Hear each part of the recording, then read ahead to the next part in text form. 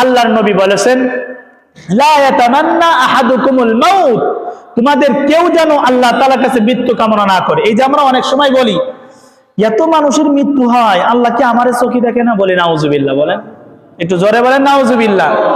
এই ধরনের কথা, এই ধরনের বক্তব্য বা কথাবার্তা সঠিক না, ঠিক না। আরে তোমার হায়াত কখন নিতে হবে না নিতে হবে, কতদিন তুমি দুনিয়াতে বাঁচবে আর কখন তোমার মরণ হবে, এটার জ্ঞান একমাত্র কার কাছে? আল্লাহ তাআলার কাছে।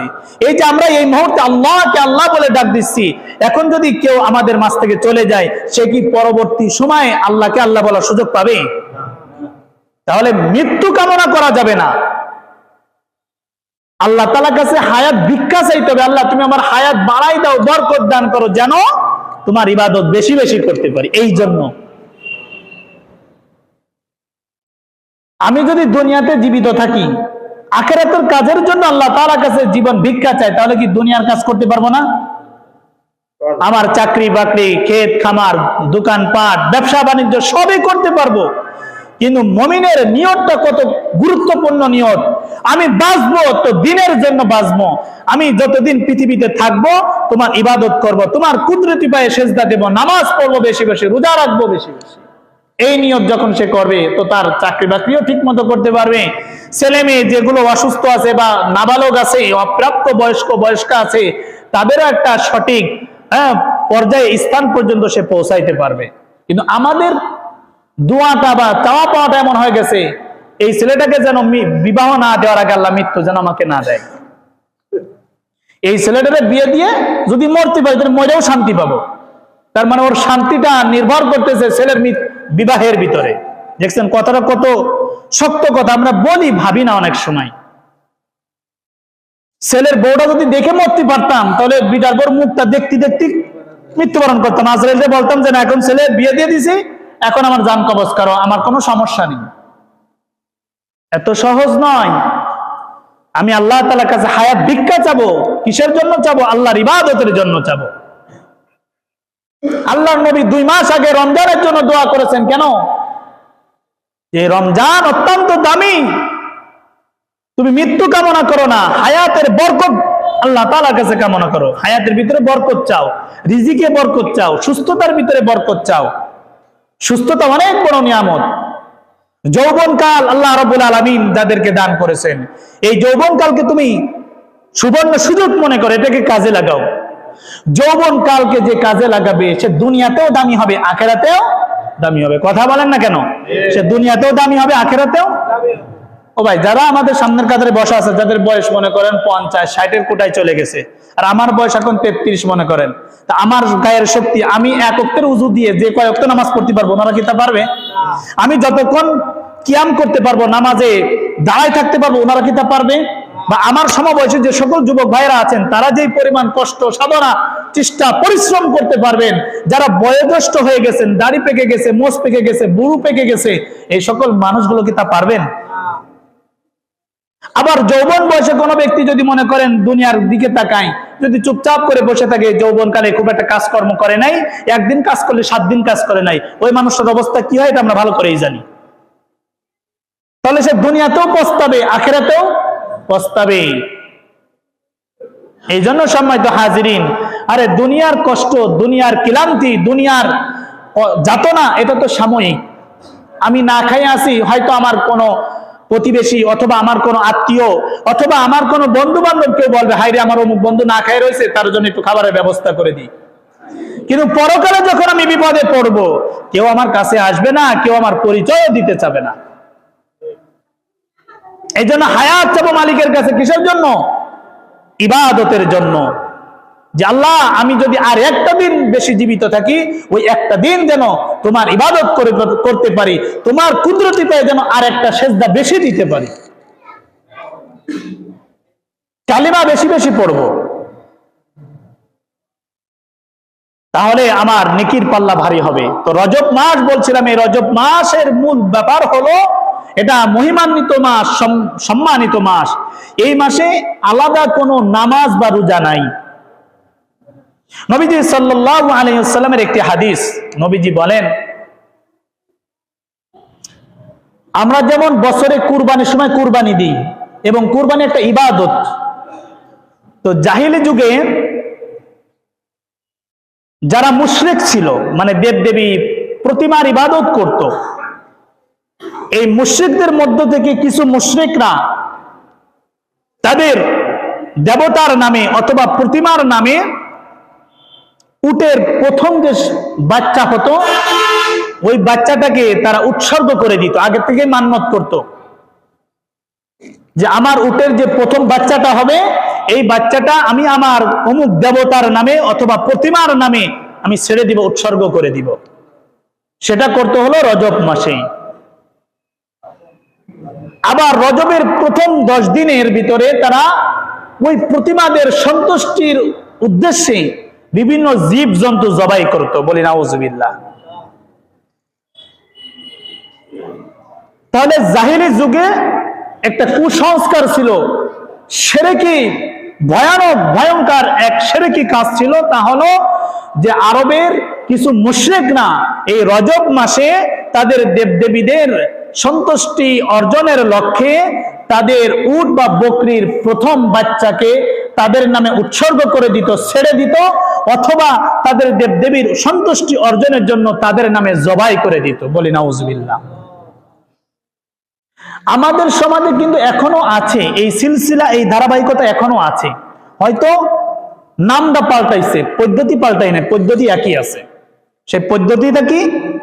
নাম পাল্টাইছে। হাদিসের ভাষ্য হলো লা ফারআ ওয়ালা আতিরাতা। ইসলামে কোনো ফারআ নাই, আতিরা নাই। ফারআ বলা হয় যে উট বা বকরির প্রথম বাচ্চাকে দেবদেবীর নামে সন্তুষ্টির অর্জনের জন্য উৎসর্গ করে দেওয়া। আর আতিরা বলা হয় রজব মাসে ওই প্রতিমাদের সন্তুষ্টি অর্জনের জন্য গরু, ছাগল অথবা উট, বকরি এগুলোকে জবাই করা, তাদের নামের উপরে জবাই করা। আল্লাহর নাম হবে না, বিসমিল্লাহ বলবে না, কি বলবে? খাজা বাবার নামে জবাই করবে। বোঝেন নাই আপনারা? কিছু কিছু মানুষ ঘুমন্ত আছেন। তো ধারা, নামটা পাল্টাইছে, ধারাটা এখনো একই আছে। আমাদের সমাজের কিছু মানুষ আছে যে এই রজব মাস আসলে মনে করেন বিভিন্ন রাস্তার মোড়ে মোড়ে লাল কাপড়ে আবৃত মোড়ে মোড়ে বিভিন্ন ড্যাগ বসানো হয় এবং চাঁদা কালেকশন করা হয় যে সিন্নি ফিন্নি রান্না করা হবে অমুক আজমিরি বাবা। তারপরে আপনার মনে করেন বড় বড় বুজুর্গ শাহজালাল, শাহফরান, ওনারা তো নিঃসন্দেহে ভালো মানুষ ছিলেন, ওনারা এক একজন আল্লাহর বুজুর্গ ছিলেন। মাইনুদ্দিন চিশতি রহমতুল্লাহ আলাই, ওনার ইসলামের ক্ষেত্রে ওনার যে খেদমত, ওনার যে সেবা, ওনার ভিতরে যে কল্পনা জল্পনা ছিল, যে তৎপরতা ছিল উম্মতকে নিয়ে,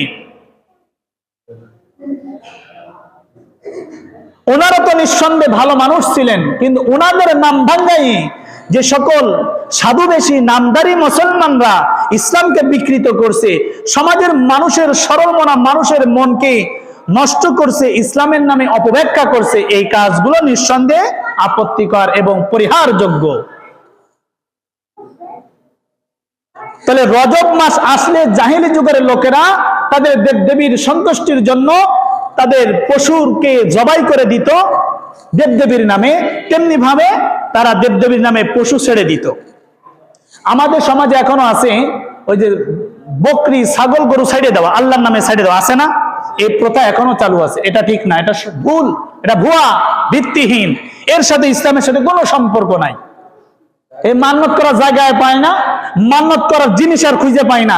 মান্নত করে কি, আল্লাহ তুমি আমার যে বিপদ দিছাও, এই বিপদ থেকে উদ্ধার করলে আমি খাজা বাবা অমুক বাবার দরবারে একটা গরু দান করব।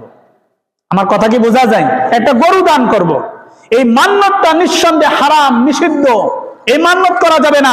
আর ওই মান্নতের ওই লাল বাবা, সালু বাবা, যত বাবার দরবারে যত প্রাণী জবাই হয়, ওই প্রাণীর খাবার খাওয়াও হারাম।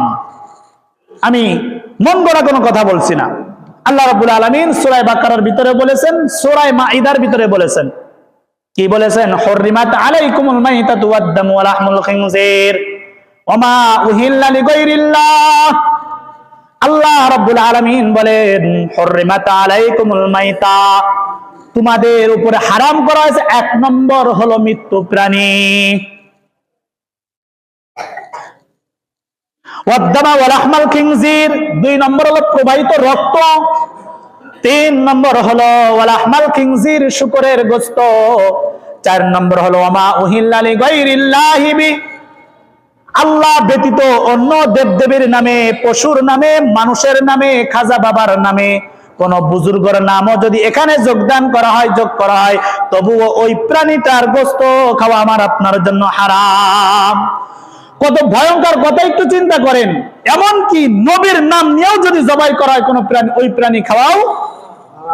যেখানে নবীর নাম নিলে শিরক হয়ে যায়, যেখানে নবীর নাম যুক্ত করলে জিনিসটা আপত্তিকর হয়ে যায়, খাওয়াই যায় না, সেখানে আপনি যত বড় বুজুর্গই ধরেন না কেন, সেই বুজুর্গের নামের উপরে আর মাজারে গিয়ে সেই স্থানীকে জবাই করবেন, ওই ধরনের খাবার খাইলে আপনি হারাম খেয়েছেন। আর ওই হারাম খাদ্যকে আপনি যতই ইবাদতি করেন কোনটা কাজে লাগবে? লাগবে না। হারাম শুধু ওই ব্যাংকে টাকা রেখে সুদ খাইলে শুধু হারাম হয় না, হারামের বহুত ক্যাটাগরি আছে, বহুত স্তর আছে, বহুত লেভেল আছে।